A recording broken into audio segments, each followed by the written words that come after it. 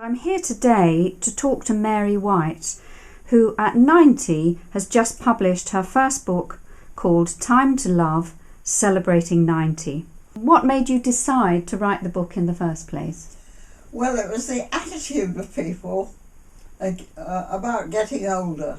Mm-hmm. They dreaded it. I mean, everyone gets older. Yes. And I thought it was about time I wrote a positive book about my life to help people.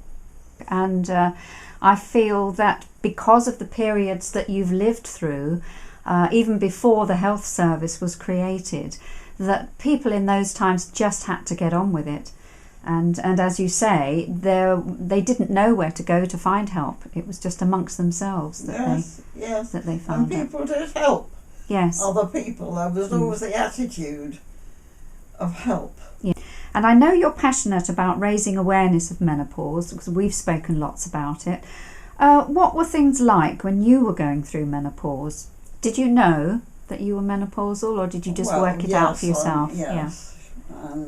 But there wasn't anything about it. And then I always looked at book lists, and I ordered books for the library in my department. And one day on my desk was Wendy Cooper's book. I can't remember quite what it was called. I think it was called Women in Menopause or something like that. And I read it from cover to cover, and I thought, well, I've got that, yes, and I've got that, and I've got that, and I've got this. And at the back was a list of clinics. Ah, yes. Which we don't have now, I must say. But they required a referral letter. My doctor would not give me one. He said, if you go on HRT, you'll get cancer. Really? So I went to my friendly doctor, my family planning clinic, and she gave me a referral letter. And of course, HRT was very new. And so... this was when? In the 77. Yes. 1977. And I was so lucky. Yes. Because the consultant I saw, who's now a professor, was John Studd. Yes. Yeah, lovely man. And he was punctilious and everything. I had a blood test, vaginal examination every 3 months, endometrial biopsy every year. And I was put on quite a high dose. Within a few days, it was amazing. Yes. I felt so different. Yes.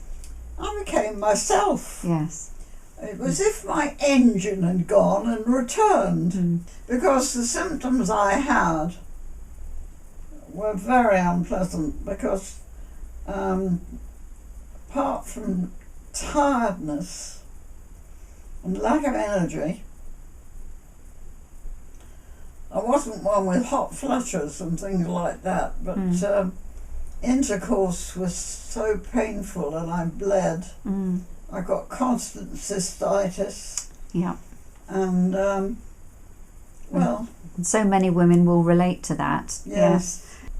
Also around about that period, or maybe a bit later, you started to work for the Amaranth Trust, which were a specialist clinic for menopause. Yes, that was some time later. So that was about 11 years later. Yes. I was there, I suppose a year and a half to 2 years, very busy.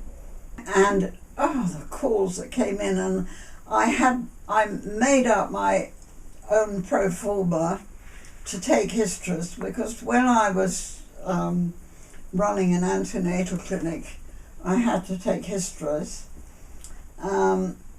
And I found some amazing things, really.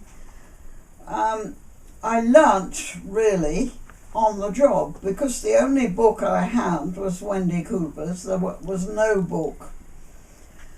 And I found that some people just were not lacking in estrogen, they had thyroid problems. Because that's very similar to menopause problems, yes, isn't that's it? right. But I did very careful history taking, and I found this out, and they were absolutely delighted when they phoned me again. They said, "You were absolutely right, and I feel so much better."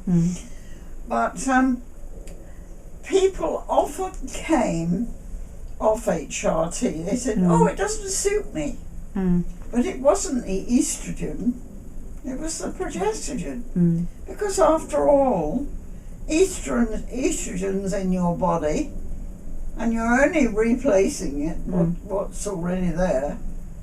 But it was the progestogen, and I'd known from personal experience how it affected me. Me too. And the northisterone made me so aggressive, and my husband said, "You're so aggressive," and I said, "I'm not aggressive." And so I changed to a different one, and I found there were kind of two categories of progestogen. There were I call them in my own mind, the masculine and the feminine. Yeah. And the northisterone was the masculine one. Okay. And the other one, can you give me? Yeah. So I started Provera, which is medroxyprogesterone acetate, which I still take. Yes. And that's the feminine version. Yes. And it really suits me. Yes. And I take that every day. Yeah. So was HRT offered as a matter of course? Was it ever suggested that they might try other things like, herbal drinks or red clover, that sort of thing? Well, black doctors cohosh. in those days, apart from my own doctor who thought I'd get cancer, some doctors were very up to date, and they willingly prescribed it, but they didn't really understand what they were prescribing. No. And of course it became more popular because it became more widely known. And women talked amongst themselves and said, "Oh, you should go on that, it's absolutely marvellous." Yes. And so it was word spread. of mouth, really. And did you find in those days as well that women had a lot of emotional problems rather than just hot flushes and night sweats and maybe, not sleeping properly or being tired? Or were they not open? They would tell me that they were tired, and they were tired of sex. They didn't want sex anymore.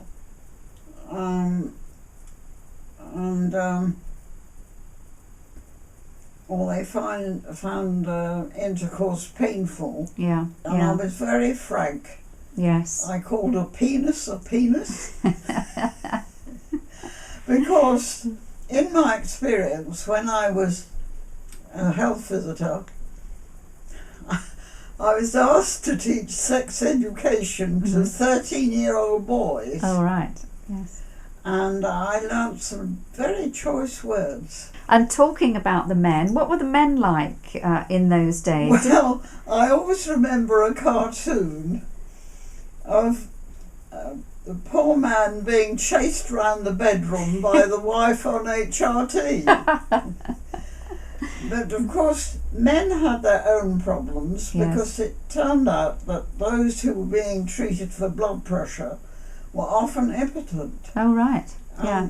And then that was very, very difficult for the wife to the women who were on HRT with an impotent husband. Yeah. So what do you think about menopause today? Do you think the family doctors are as knowledgeable about menopause as they were back then? Well, mine is. I've never ever been challenged about coming off it. No. And that's pretty good. Yes. Yeah. But I've got the son as the doctor now, and you're outliving his them all. father Yeah.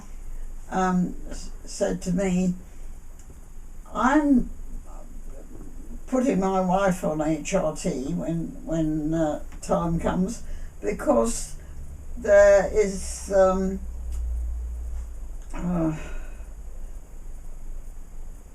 Alzheimer's in her family. Yes. And he said another thing too. I'm going to prescribe you folic acid. Right. 5 milligrams of folic acid. Mm. He said, because that should help. But I've been taking vitamin B, in my mid-40s, because we had a friend who was a consultant, and he said, we are often lacking in vitamin B, and it's very important. Mm-hmm. And when my husband had flu, he gave him injections of vitamin B, and it just bucked him up. No idea. Yes.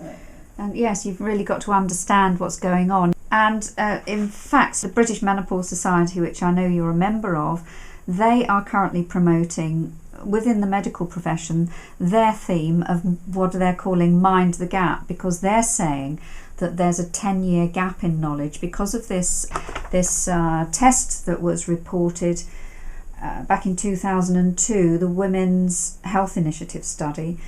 It was misguided reporting and resulted in the premature publication of that report. And of course, overnight, half the population of women coming off HRT, and with a devastating effect.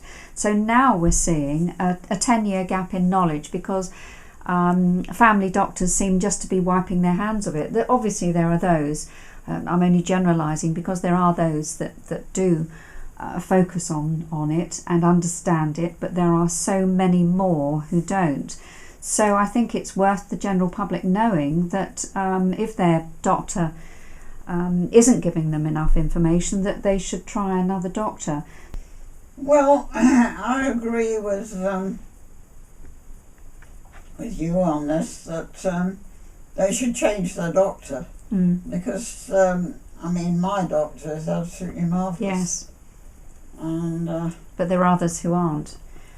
And I think we always feel, women, I'm not sure about men, but women always feel that the doctor knows best. There's still that element of it, and they don't question, or the doctor may say, no, it's your age, just get on with it, something like that. And so they go away, never to darken the doorsteps again, instead of saying, well, I want to see another doctor, please. But women's attitude these days, they're so scared of hormones. Yes. But even when I went on HRT, they said, you're not on that, are you? And they were kind of scared. And I felt myself a bit scared. Yes. I mean, look at the women I see walking around, and they've obviously got lacking in estrogen, and they can't lift their heads up. No. Oh, it's heartbreaking. It is, yes. And of course the women with osteoporosis, walking around with walking sticks, that can all be prevented, and there's such a lack of knowledge about that. They don't need to have a biology lesson or learn anything really complicated, but just to have some basic knowledge. This is what's happening to your hormones, this is going to happen to your body, and the end result will be degenerative diseases unless you do something about it, and then they can go off and find the different ways. Yes, I mean, people don't seem to realise that they say, my hair is getting so thin. And they don't seem to realise it's because their estrogen level has dropped, and therefore the testosterone is in the ascendancy, and they're getting male baldness. And they just don't realise this, and they go to all lengths to try and get thicker hair. Yes. And if they went on HRT, I mean, my hairdresser always said, your hair, it's wonderful. Because it hasn't become like cotton wool. No. And thin, and you see people come to have their hair done and there's hardly any hair to be done. Yes, it's sad. Which is very sad. It is, Yeah. But it's extraordinary, the number of women. I mean, look at the women in this country who just don't realise what's happening to their own bodies. No. And they're frightened of doing anything about it, certainly about having a look at HRT, and they all try to go down what they call the natural route. And there's nothing wrong with that, with having, you know, organic fruit, vegetables, reducing red meat, eating more fish, all that sort of thing. But then they come to that crunch where they are climbing the walls with these debilitating symptoms, and they just don't know where to go. And I think it's so sad that women have to suffer like this and just feel so frightened of different elements, different things available that can help them through this. And then, you know, I got so fed up with people saying, oh, well, if you eat the right diet, you'll be all right. Yes. And I wasn't going to have anything. I was going to have a marvellous menopause because I was practicing yoga. I was going swimming. Yes. And I was eating all the right things and having fish twice a week and doing everything I should. It just didn't do anything. No. So I found that too. And also I was noticing with arthritis, I believe in your family, that you had osteoarthritis. Yes, I had arthritis starting in both hands, and I had pains all over my body. And you know, and I went on HRT, they all went and the arthritis stopped. Yes. And my mother was crippled with arthritis. Yes, yeah. There are so many benefits, it seems, to taking HRT, and I think if it's right for you, then you shouldn't deny it, because I think the fears are basically unfounded, because you can become ill taking an aspirin. Everything is all relative, isn't it? Risk is relative, yes. And you just have to weigh up the pros and cons to what suits you. And of course, people who are very overweight, yes, their fat cells produce a weak estrogen, and therefore they are at risk of breast cancer. Yes. Although they're not on HRT. Yes. They're just doing harm for themselves, being overweight. Yes. Well, they're doing harm for themselves anyway because of type 2 diabetes and heart disease, but right. You know, adding all that to it as well. Yes. I think on that note, we've covered so much of everything today, and spoken about your book, which I think is a marvellous piece of literature for everybody to get hold of. Thank you very much, Mary White, for your time today and talking to me about as many things as you have done, and that you're still fit and well to enjoy it all as well. Yes, and I've got a lovely husband, married again at 76. Thank you very much, Mary.